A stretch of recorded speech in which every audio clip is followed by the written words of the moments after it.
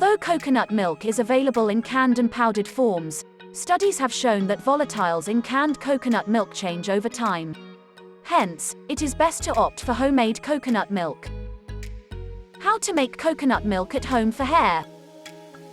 Coconut milk is extracted from the flesh of mature coconuts.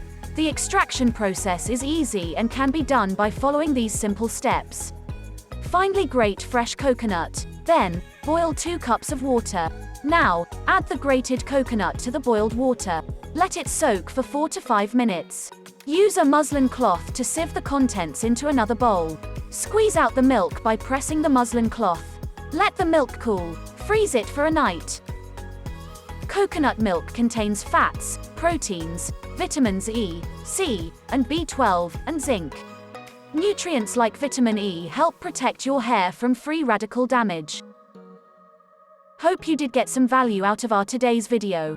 If you really did, hit subscribe button, press the bell icon in order to get regular updates from our channel.